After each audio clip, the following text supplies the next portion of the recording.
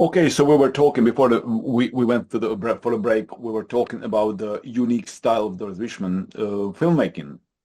So what we Yes, I was talking about her editing style. She would yes. gather in all of these different shots, shot on different days, and without a lot of sense on her part of what had been filmed.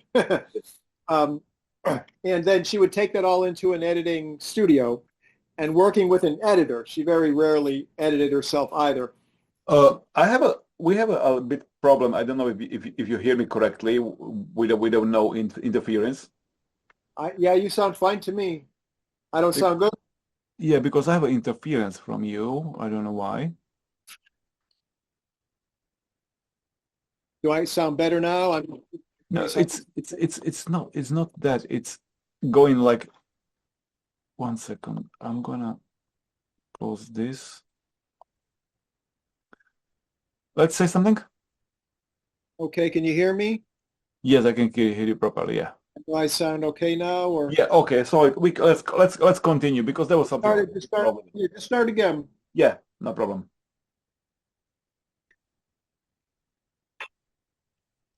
Okay. So we were talking.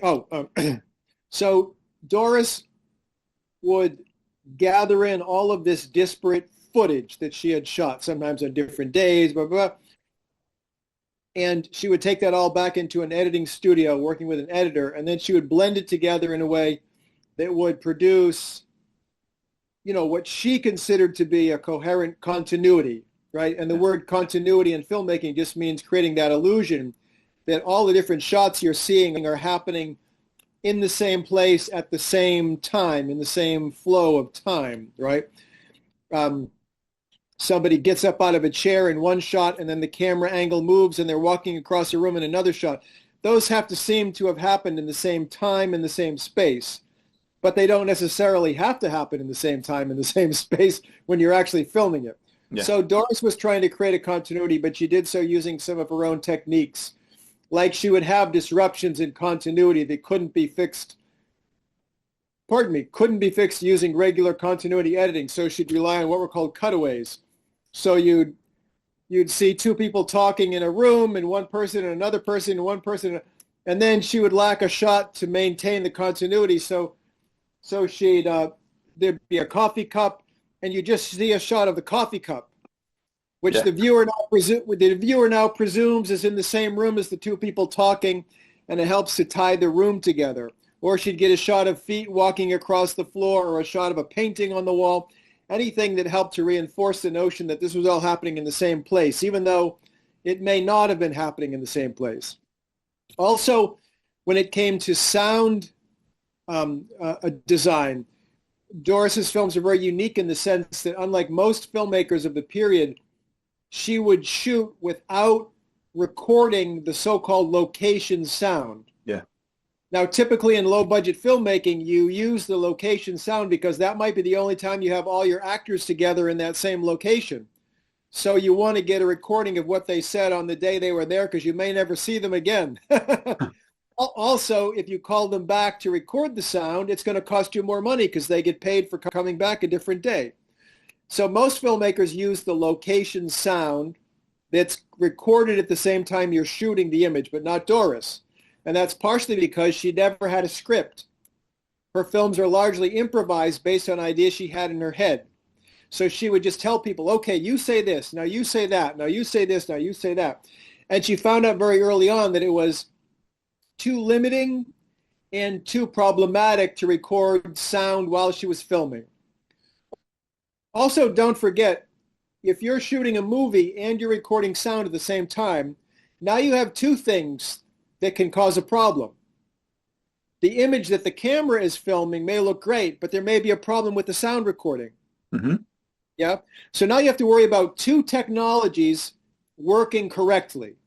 If you take one of them away, you only have to worry about the one. Is the camera getting the image? So what Doris decided to do was to record the sound later at additional expense, by the way. It cost more to do this, not less. But by going and hiring some actors, and these were generally professional actors, the people who appeared in her movies tended not to be professional actors. They were like nude models and that kind of stuff. She would hire these professional actors, and then she would record them doing lip sync Yeah. in a studio that specialized in that, doing lip sync for the films. And then there were cases where she couldn't get effective lip sync, so she might then use a shot of the coffee cup, and she would, while I have the coffee cup here in front of my mouth, she would dub in some dialogue because you can't see my mouth moving, right? Yes. So But that's Doris, clever. Yeah. right, Doris used all of these tricks, and I think it's fair to call them tricks, to maintain a sense of narrative continuity in her films. But she did it so persistently and in such a regular manner that it becomes her style. And I argue vehemently that it is a style, and that because she does it over and over and over and over again, right? A style is something that an artist can reproduce. If a painter makes one painting that looks a certain way, nobody calls it a style because it's only one painting. Yeah. But if they make 100 paintings that seem to have similar brushstrokes or similar use of color, then you call it a style. So Doris's films have a very, very unique style, and that's what really attracted me to them. It wasn't just that, you know, in some of the later ones, I get to see a few seconds of some woman's boobs from 1963. That didn't really interest me. You know, not that boobs are bad. Yeah. I like them like most men do. But what interested me was the unique way Doris made a movie, put together images and sounds. Also, her unique, she used what's called stock music or library music, Yes. which wasn't that unusual because it's expensive to hire a composer and musicians to make original music for a movie. So she would go to these companies that had pre-recorded mood music, and she would pay them a fee to use that music in the movie. But she made oftentimes very unusual choices for the music that she would use in certain scenes. So this all becomes part of this larger style. And you know, I will go to my grave arguing that Doris did something so unique from a stylistic point of view that she really deserves to be remembered as a very important auteur filmmaker. Now, some people feel like her work was not important according to certain ideas about what makes a movie important or what makes style important. But I would argue that from the perspective of sheer style, anything that's completely unique and original is worthy and should be acknowledged for what it is, because it's very hard to do something different with any medium. Most people who make a painting that looks just like a million other paintings. There aren't that many different ways to use paint and a paintbrush. Yeah. And the same with filmmaking. There aren't that many different ways to shoot things or to edit things or to add sound to moving images. Doris did something very unique. She found a distinctive, original, new way of doing that I've never seen anybody else do, certainly not successfully, using the same technique. So she deserves to be recognized as a very, very original filmmaker and totally self-taught. No film school, never worked on a movie set before she made her first movie, a completely self-taught person. But you already, of course, you spoke with her. Do you know, or have you ever asked her what made her to actually get interested in filmmaking? Yeah, that's a great question. I think she developed a passion for it very early on. So I don't know if she knew that she wanted to be a filmmaker from an early age. In fact, I would say she didn't. She didn't really even start making movies till she was about 40. Okay, so to most people who go to film school today, 40 is like an old person, right? True. But she had worked for several years in the film distribution business. So she worked on the marketing side of the film business. So she had dealt with filmmakers to a limited extent. She had dealt with new movies and the marketing of movies. And she got it into her head that if she could make a movie herself, then she would know how to market it, and then she would be able to benefit from all the income. Because don't forget also, with low-budget filmmaking, it's very hard for the filmmaker to make any money. It costs money to make a movie, Yep. and then you take your movie to a distributor whose job is to market that film. And particularly back in the bad old days, like the 1960s, typically you would be lucky to get back the money you had spent to make the movie in the first place. So it was very hard to make any money from it. The distributor was usually the only person who made any money, because then they would get it into the movie theaters, although they had a problem also because they needed to force the movie theaters to pay them a percentage of Yes. what they took from the ticket price, which was not easy also. Everybody was sort of stealing from everybody else. So, but Doris thought if she could make a movie, and then her original idea, I think, was to distribute it herself, then she would be able to profit from that. And I think she realized very early on, without getting into too many details, that she just loved the process of filmmaking. She Hmm. just found it exciting and interesting, more so than office work, more so than marketing. And she very quickly turned the marketing of her films over to distributors like everybody else, and then would go right back to making a movie. She'd make a movie, finish it, turn the finished film over to a distributor. She'd recoup some money right away because they would pay you some money up front for the movie. You very rarely saw anything after that, so you had to make a good deal for the True. first payment. But if you got a good deal on the first payment, you would make a lot of money. And then she would take that money and she'd make her next movie. So all of her films were also, almost all of her films, to be totally correct, almost all of them were self-financed. She never got some investor to come and give her 5,000, 10,000, 20,000. She used her own money to make these movies. And Hmm. she'd make money, she'd spend it on a movie, put the movie in the market, make money, spend it, and kept that cycle going for, I mean, successfully for, we'll say close to 20 years, although it's less than that, which is pretty amazing, actually. When we were discussing her style in the make movie, that reminded me of the book I just read about another New York and California filmmaker, which was Andy Milligan. Yeah, And in the sexploitation days, totally New York. Yes, great yeah, it filmmaker. was first in Great, the New great York, yes. filmmaker. So Great that's filmmaker. why. And obviously the grindhouse scene and over the 42nd Street. Uh, if you could compare Doris Wishman's and Andy Milligan's work, is Yeah. can it actually be compared? As Oh, a, yeah, yeah. They're very different, but it's a great comparison. Milligan's background was in the theater. And there's a wonderful book about Andy Milligan that's been published for many years that people should seek out, written by Jimmy McDonough, who did a great job and who knew Andy at that was near, that was the book I just read. Yes, oh, wonderful, right, near the end of his life, The Gallery. Ghastly one. Yeah. Yes, which is the title of one of Andy's films. So, Milligan came from a theater background. He was attached to this so-called off Broadway kind of underground theater in downtown New York, Greenwich Village, in the early 60s. Not Broadway, but Yeah. almost like the exploitation movie version of theater, although some very, very talented and a couple of well-known people came out of that setting, right? And so I don't want to say that it was trash theater, but some of it was.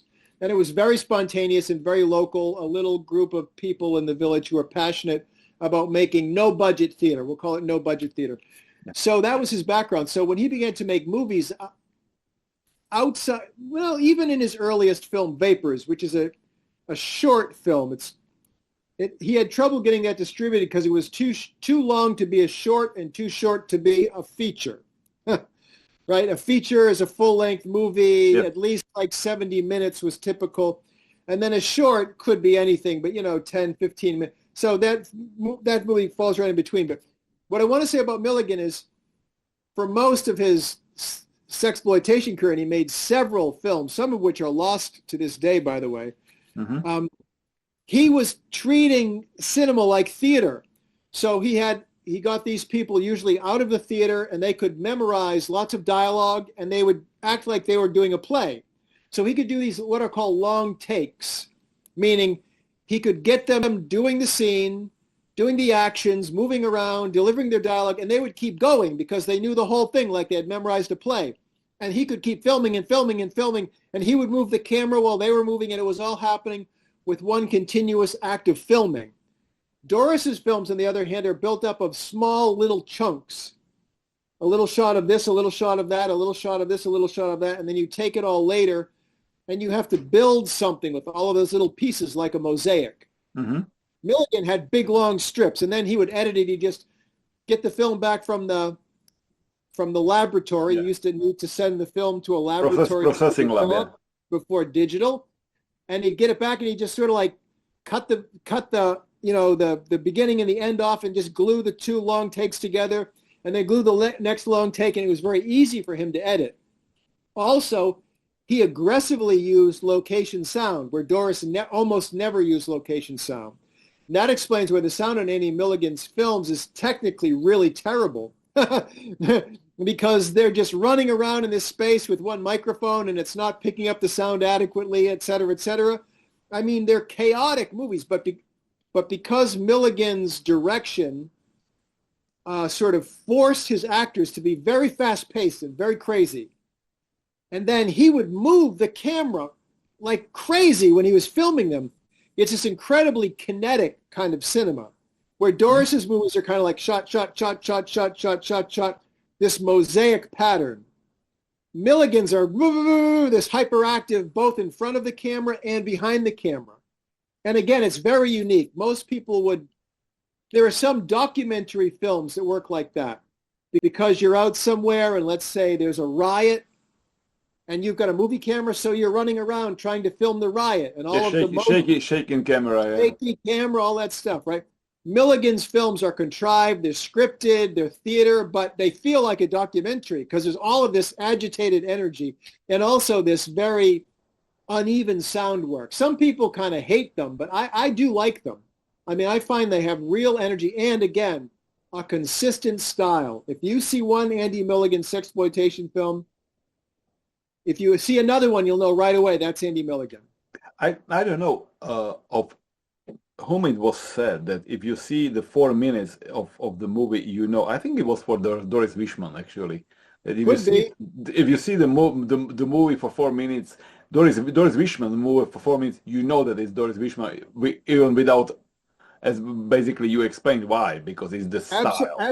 Absolutely. And again, I don't mean this to disparage any other great auteur filmmakers, right, from the high culture tradition.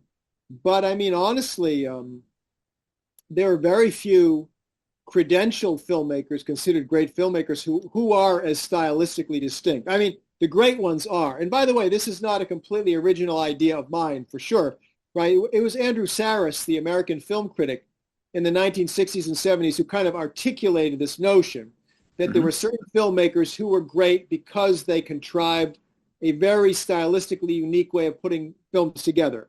Now, he also factored in thematic elements. They were obsessed with certain issues or ideas that came out in their movies time and time again, right? But I think that at the end of the day, and I think more about painting in this respect, the real test of originality is whether or not they did something completely unique with the way they manipulate the medium, as I say. And that's what Doris did. That's what Andy Milligan did. The same with Joe Sarno, whom I mentioned previously. Mm-hmm. Very, very different sensibility. Also long takes, but with almost no camera movement and very unique ways of staging scenes, of placing his actors within the scene. And they're very slow movies with very little motion in them. But he can build up a very significant, in the best films, he builds up a very powerful sense of a kind of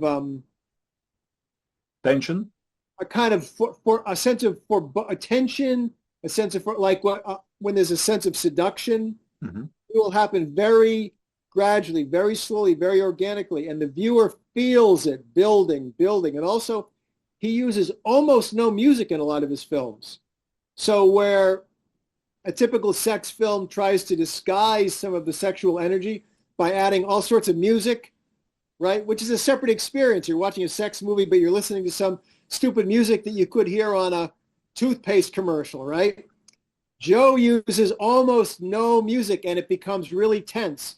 Kind of like when people really are in situations where they're being seduced or trying to seduce someone, and it's almost like time stops, and Yeah. you almost feel like you're in a secret place that no one can see and that no one can experience. And Joe's films develop that feeling because of the way he uses camera work and sound. So there's another example of another great filmmaker who worked almost entirely in sexploitation as a genre, who did something really stylistically unique and got almost no credit for it. Although I'll finish by saying this about Joe. That same critic I mentioned a minute ago, Andrew Saris, who wrote for different publications, but he was writing for the Village Voice in the early 1970s. He wrote in an article at that time when he was talking about the new hardcore pornography genre Hmm. that took off in this country with Deep Throat. He said he really didn't like hardcore porno, and he was wishing for the good old days when he would go see Joe Sarno movies. Yeah. So even Andrew Saris, who's writing about Bergman and Fellini and Kurosawa, was also going to see Joe Sarno films and actually remembered his name and knew that a man named Joe Sarno had directed this group of films. He didn't just see them as a bunch of anonymous, dirty movies, Yes, but he that's recognized it was authored by a certain filmmaker. exactly that's what my initial point was, that actually there are real people behind them, and we know the real actors. That's right. And, And and not all of those people, by the way, Rudolph, are great filmmakers. Some of them were really bad filmmakers. yeah, So I'm not going to name names, but just like with most genres, most of the films in the genre are probably not that great. So I don't want to make it sound like I'm excited about every movie from the New York sexploitation scene of the 60s, because a lot of them are just dreadful, made by people with no talent and no sense for filmmaking. But people like Joe Sarno, Andy Milligan, Doris Wishman deserve to be remembered as filmmakers in the okay. artistic sense of the word. Let's briefly discuss another well, that will be couple New Yorkers. What about, we have this triple feature here, the Findlays? What Yeah, about them? again, very talented filmmakers. Michael Findlay, Michael Findlay, and I know this mostly from the few things that, he died in the 70s, many years ago. Yeah, in a helicopter crash. Yeah, A very strange helicopter accident. He collaborated with his wife on his Roberta. seminal films, Roberta Findlay, from the 1960s. In fact, she became the camera operator. She was the director of photography on some of those films. And then she went on to have a very prolific career making porno in New York in the 70s, directing and shooting a lot of her own films. So the two of them worked in tandem, but I do know from things that, I don't know that Michael Findlay ever did an interview, but I do know from things that Roberta Findlay has said that he was a real movie buff himself, very knowledgeable about the cinema, kind of like my own background. In Hmm. fact, they met when he was programming a series of silent movies, and he hired Roberta, who was a talented pianist as a teenager. He hired her to do the musical accompaniment for the silent movies that he was screening, and that's how they met. So he was a film buff who knew a lot about cinema, and when he started to make the sex films, and I don't know exactly why he gravitated toward the sex films, he brought a lot of creative ideas into that milieu. Now they come in a wonderfully kind of scrambled manner. But yeah, absolutely. Michael Findlay is using strange lighting techniques. He's wonderful sort of so-called low-key lighting, very dark, with a Hmm. splash of light here and there. Surreal lighting effects. He's using crazy musical choices.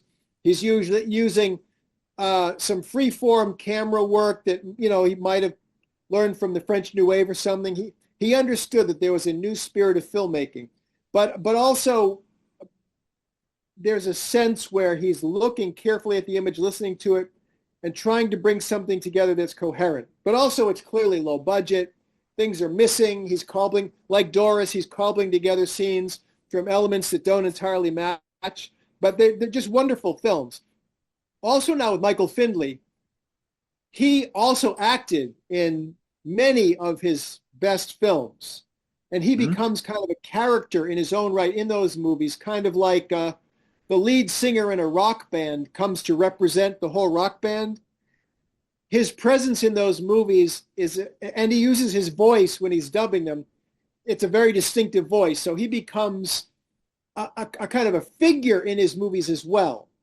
Hmm. He's like a powerful entity. He's got quite a presence on screen, both visually and his voice. So again, there's a very unique, rich experience when you see those Findley films. But you know, they're the closest to, of all the films in the New York sexploitation underground, they're the closest to a kind of self-conscious avant-garde film. He's really using avant-garde techniques in some moments in the film to make something interesting and something cinematically compelling. And you know, that's the 60s is the same time in New York in the 60s, you have the sexploitation scene around 42nd Street, which is called Midtown Manhattan. Hmm. And then in downtown Manhattan, around Greenwich Village and the East Village, you had that underground movie scene with all of those avant-garde filmmakers. Kenneth Anger, well, he's a West Coast filmmaker, but you have the Kuchar brothers, and you have people like originally of Stan Brakhage, and you have all these people who are working, making this underground cinema that came to be identified as a very unique experience as well. And those were very separate worlds in some ways. Yeah, but Michael Findley imported some of those elements of the avant-garde into the sexploitation world. And by the way, I'll say one other thing. I totally doubt that any of the people who paid to see those movies at movie theaters at the time noticed or cared that they were seeing aesthetically interesting films. Hmm. They probably just thought that was noise while they were waiting to see tits. You know, they were not Yeah, but interested yeah, in I the get film. it. They Yeah. were not interested in the filmmaking. They, you know, but the good thing was that the people who financed those movies or the distributors of those movies, the people trying to make money with them, and the movie theaters, you know, they didn't really care. You could make an interesting original film for a nerd like me. You know, someone like me would like it, and I'm not the audience at all that they cared about. You could make an interesting film, but as long as it had however many minutes, 17 minutes of nudity or something, then they didn't care what was in the rest of the movie. Yes. As long as their audience felt like they had seen enough nudity or enough sex to justify buying a ticket, the rest of the movie could be an artistic masterpiece, right? Nobody cared. Yeah. And no one cared. Although the other side of it is it could be a complete piece of shit and nobody cared either. Yeah.